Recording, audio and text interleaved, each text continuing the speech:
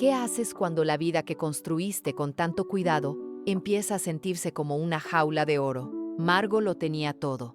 La casa perfecta, el marido perfecto, el vecindario perfecto.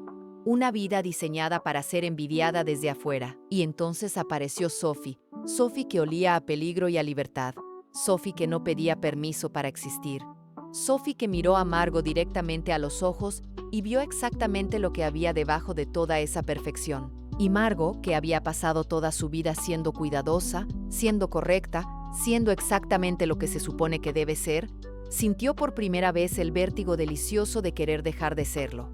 Hoy en Cine con Contacto vamos a desmenuzar cada mirada cargada, cada silencio que arde, cada objeto que grita lo que ellas callan en The Hunting Wives. Porque esta no es solo una historia de obsesión, es una historia sobre lo que pasa cuando una mujer decide finalmente ocupar su propio espacio.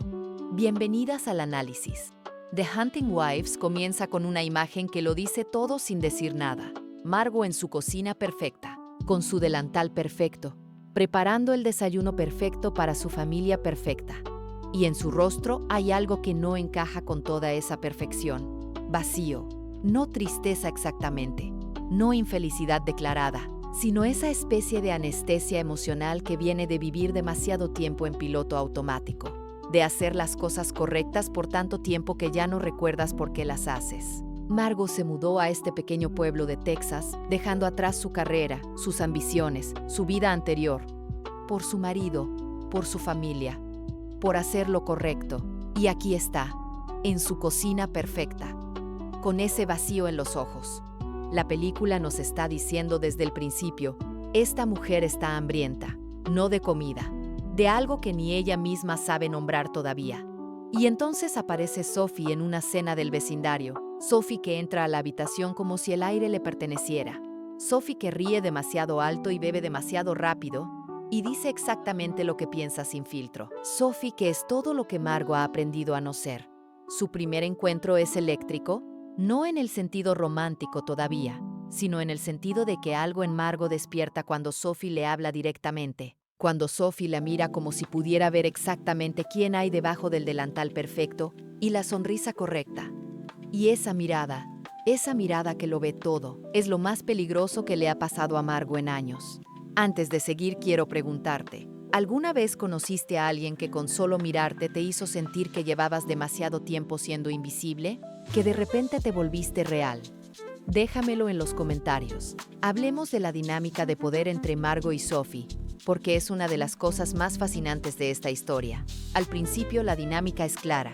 Sophie tiene el poder, Sophie es la que invita, la que seduce, la que marca el ritmo. Margot es la que sigue, la que es arrastrada hacia algo que no entiende del todo pero que no puede resistir. Sophie es como una corriente submarina, no la ves desde la superficie, pero una vez que te atrapa, no puedes nadar en contra. Y Margot se deja arrastrar, con miedo, con culpa, pero también con algo que no había sentido en mucho tiempo. Alivio. El alivio de dejar de controlar todo por un momento. Pero la película hace algo interesante con esta dinámica. No la deja estática. A medida que Margot va descubriendo más sobre Sophie, a medida que la obsesión se profundiza, el poder empieza a cambiar de manos. Margot empieza a querer cosas, a pedir cosas, a exigir cosas. Porque la obsesión tiene ese efecto. Te consume, pero también te transforma. Margot al final de la historia no es la misma Margot del principio.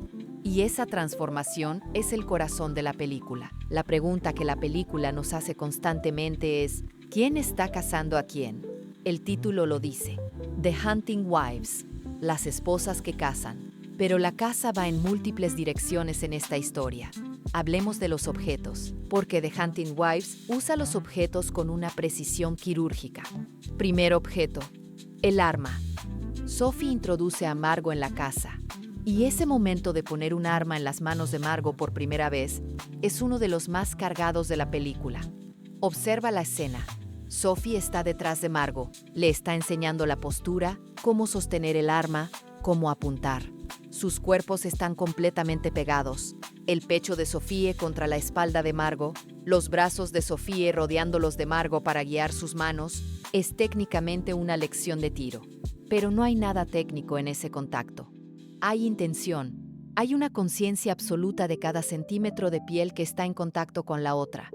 Y Margot, que debería estar concentrada en apuntar, que debería estar pensando en la postura y el blanco y todo lo que Sophie le está explicando, no está pensando en nada de eso. Está pensando en el calor del cuerpo de Sophie contra su espalda, en el olor de su perfume, en la voz de Sophie cerca de su oído. El arma en sus manos es un símbolo de poder, de algo nuevo, de una versión de ella misma que nunca ha explorado. Y Sophie se lo está poniendo en las manos literalmente. Segundo objeto, el vino.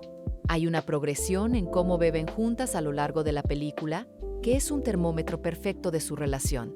Al principio, Margot bebe con cuidado, una copa, controlada, midiendo lo que dice y lo que no dice.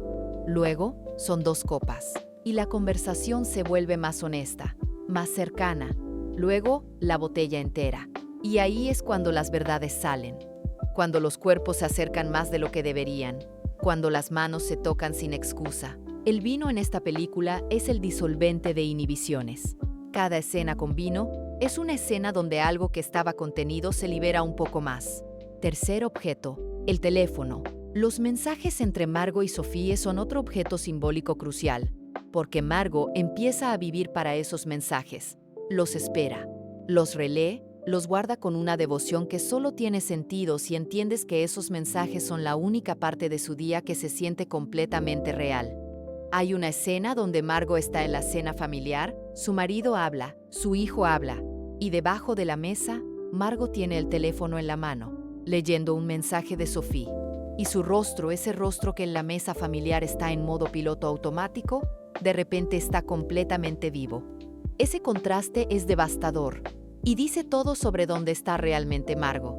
¿Habéis esperado alguna vez un mensaje con una intensidad que os daba vergüenza admitir? ¿Ese mensaje que lo cambiaba todo el día? Contádmelo.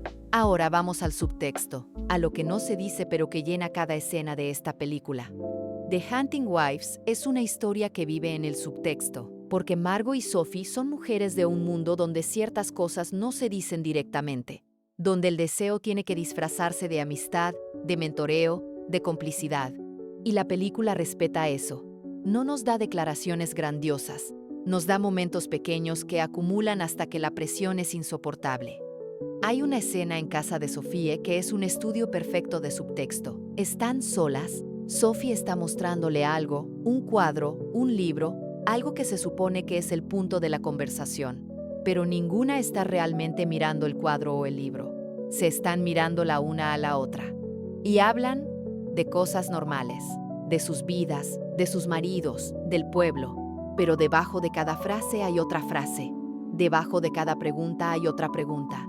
Cuando Sophie pregunta si Margot es feliz en su matrimonio, no está preguntando sobre el matrimonio. Cuando Margot responde que tiene una buena vida, no está respondiendo sobre la vida. Es una conversación completa ocurriendo en 2 niveles simultáneos. Y la actuación lo sostiene perfectamente. Cada pausa, cada mirada desviada, cada pequeña sonrisa que aparece y desaparece. Luego está la escena del lago, que es probablemente la más cargada de subtexto de toda la película. Están en el lago al atardecer. Han bebido. Están sentadas en el embarcadero, con los pies en el agua. Y la conversación va derivando hacia territorio más honesto. Sophie le pregunta a Margot qué es lo que más extraña de su vida anterior. Y Margot piensa y responde algo sobre su trabajo, sobre sentirse útil, sobre tener una identidad propia más allá de ser esposa y madre. Y Sophie la mira y dice, todavía la tenés, esa identidad.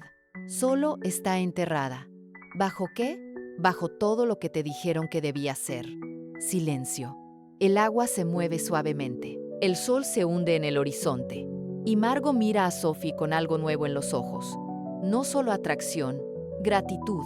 La gratitud de ser vista de verdad por primera vez en mucho tiempo. Y Sophie, que podría en este momento acercarse, que podría aprovechar ese momento de vulnerabilidad, no lo hace. Solo sostiene la mirada. Y eso, esa contención, ese respeto por el proceso de Margot, es más íntimo que cualquier contacto físico. Pregunta para ustedes. ¿Alguna vez alguien os vio de verdad debajo de todo lo que pretendíais ser y en lugar de asustaros, os liberó? Ese momento de ser completamente vistas. Contadme, Hablemos de las miradas en The Hunting Wives, porque hay toda una gramática visual en esta película. Las miradas de Margot hacia Sophie evolucionan de forma fascinante a lo largo de la historia. Al principio, son miradas de estudio, de fascinación. Margot mira a Sophie como se mira algo que no puedes clasificar, algo que no encaja en ninguna categoría que conoces. Hay curiosidad, hay algo que podría ser envidia, hay algo que todavía no puede nombrarse. Son miradas que Margot aparta rápidamente cuando Sophie voltea, como si mirar demasiado tiempo fuera peligroso, como si Sophie pudiera leer en sus ojos algo que Margot todavía no está lista para admitir. Pero hay un momento específico donde las miradas de Margot cambian. Es después de una tarde juntas donde algo casi pasa pero no pasa.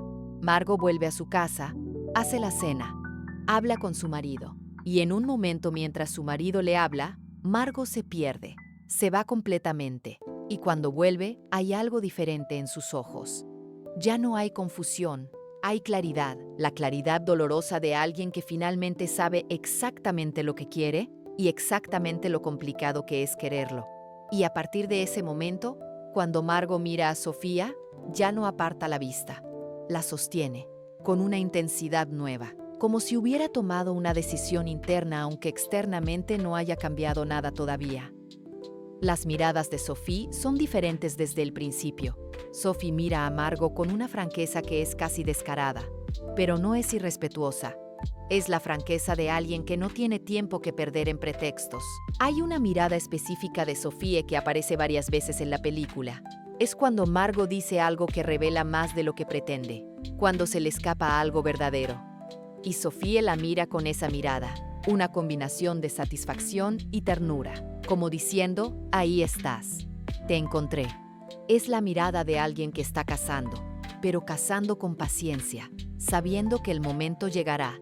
Y luego está la mirada que Sophie nunca debería dar, pero da, en una escena social donde están con sus maridos y otras parejas del vecindario. Una escena perfectamente normal y correcta. Y Sophie mira a Margot desde el otro lado de la habitación con una intensidad que no tiene absolutamente nada de correcta. No dura más de 3 segundos. Pero si estás mirando, si estás prestando atención, ese intercambio de miradas a través de la habitación llena de gente inocente es más íntimo que la mayoría de los besos que ves en el cine. ¿Habéis tenido alguna vez ese intercambio de miradas en un lugar público donde todo el mundo estaba siendo normal, excepto vosotras dos? ¿Ese momento que solo existía para las dos? Díganme. Hablemos de la tensión física, porque The Hunting Wives entiende que el deseo no expresado físicamente tiene una forma muy particular de manifestarse. Sophie es físicamente más atrevida que Margot desde el principio. Toca el brazo de Margot cuando habla, se sienta cerca, invade el espacio personal con una naturalidad que hace difícil protestar, porque nada es obviamente inapropiado. Pero cada toque tiene una carga, y Margot lo siente en la forma en que su cuerpo se pone en alerta cada vez que Sophie se acerca.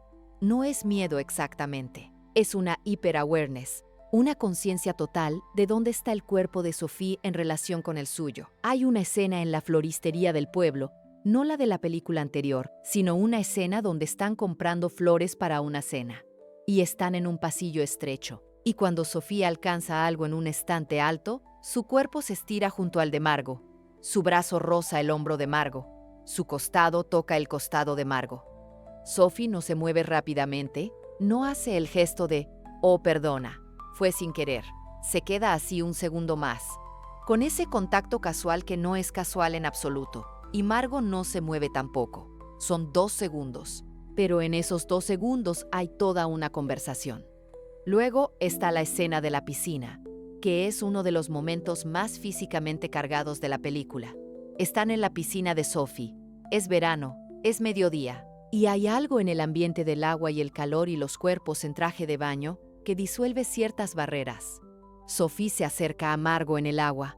«El agua está perfecta, ¿verdad?», dice. Y es una pregunta completamente trivial, pero mientras la hace, está a centímetros de Margot y el agua los nivela y no hay ropa que cree distancia. Y sus manos están bajo el agua donde nadie puede verlas. Y la mano de Sophie roza la cintura de Margot bajo el agua. No la toma, no la agarra, solo la roza. Un segundo. Margot contiene la respiración. No se mueve. No protesta. Y Sofía sonríe. Y nada hacia el otro lado de la piscina como si no hubiera pasado nada. Pero pasó todo. Ahora necesitamos hablar del momento donde la obsesión de Margot se vuelve algo más complicado. Porque The Hunting Wives no es una historia de amor simple. Es una historia de obsesión. Y la obsesión tiene lados oscuros. Margot empieza a hacer cosas que no haría normalmente. Pequeñas al principio. Ir a lugares donde sabe que Sofía estará. Encontrar excusas para estar cerca. Luego más grandes. Mentirle a su marido. Reorganizar su vida alrededor de Sofía. Y luego cosas que la asustan incluso a ella misma. Porque Sofía tiene secretos. Y Margot empieza a descubrirlos. Y en lugar de alejarse como debería, se acerca más. Porque a esas alturas, Margot está tan metida en esto que la verdad de Sofía no la repele. La fascina. Hay una escena donde Margot descubre algo sobre Sofía que debería ser una señal de alarma. Y la cámara se queda en su rostro mientras procesa la información. Y ves algo inquietante. ¿Ves que Margot no está horrorizada? Está intrigada. En ese momento, la película nos muestra que la transformación de Margot no es solo hacia la libertad, es también hacia algo más peligroso, hacia una versión de sí misma que no conocía, que no sabe si controlar. Y eso es fascinante y aterrador a partes iguales. La pregunta que la película plantea con honestidad es esta: ¿estamos dispuestos a ver todos los lados de nosotros mismos cuando nos enamoramos?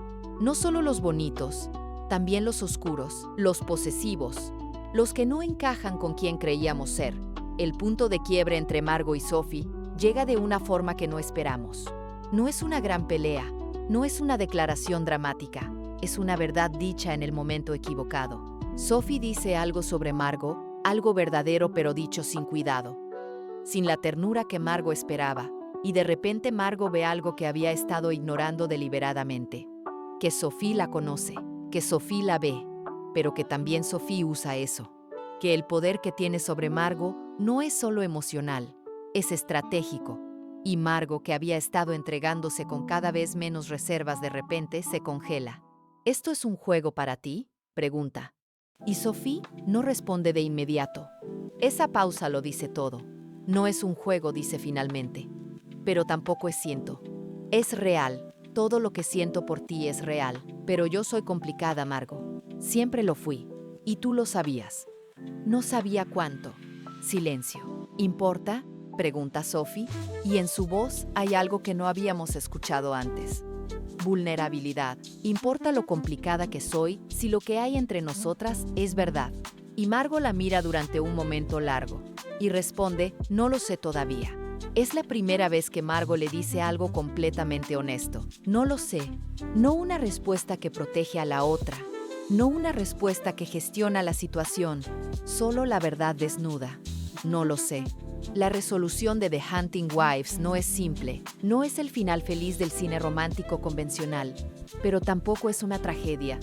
Es algo más interesante que ambas cosas. Es una mujer que ha cambiado irreversiblemente, que ha visto partes de sí misma que no puede dejar de ver, que ha querido con una intensidad que no sabía que era capaz, y que ahora tiene que decidir qué hacer con todo eso. La última escena de Margot es poderosa precisamente por su ambigüedad. No nos dice exactamente qué va a hacer, no nos da el cierre ordenado que los géneros cinematográficos prometen. Nos da a Margot de pie, mirando hacia adelante, con algo nuevo en los ojos que no estaba al principio. No es paz exactamente, pero tampoco es el vacío del principio. Es presencia. Es una mujer que finalmente está completamente presente en su propia vida, que ha dejado de vivir en piloto automático, que ha pagado un precio por eso, sí, pero que ya no está anestesiada. Y hay algo radicalmente esperanzador en eso. The Hunting Wives entiende algo que pocas historias se atreven a mostrar: que el deseo entre mujeres, especialmente entre mujeres en el contexto de vidas que parecen completas desde afuera, viene acompañado de una complejidad enorme. No es solo deseo romántico, es el deseo de existir completamente, de ser vista, de dejar de ser un personaje secundario en tu propia historia. Sophie le da eso a Margot, no perfectamente, no sin complicaciones, no sin oscuridad, pero se lo da. Y Margot, que llegó a esta historia como una mujer que había aprendido a necesitar muy poco, descubrió que en realidad necesitaba todo. Y que merecía buscarlo, cada toque disfrazado de casualidad, cada mensaje esperado con el corazón en la garganta, cada silencio donde se dijeron todas las verdades que las palabras no podían contener. Todo fue real, todo importó, todo la cambió, y eso es suficiente. Mi pregunta final para los comentarios, y quiero que sean muy específicos. ¿En qué momento exacto de la película sentisteis que Margot había cruzado un punto de no retorno? No cuando se dio cuenta de que quería a Sophie, sino cuando supo que ya no podía volver a ser quien era antes. La escena, el objeto, la mirada, el segundo preciso. Y si este análisis te llegó, si te hizo sentir algo, si te recordó ese momento en tu propia vida donde alguien te despertó de un sueño que no sabías que estabas teniendo, compártelo, porque en Cine con Contacto las historias sáficas se analizan con toda la profundidad y el amor que merecen. Nos vemos en el próximo análisis. Y recuerden, nunca es tarde para empezar a vivir en tu propio nombre.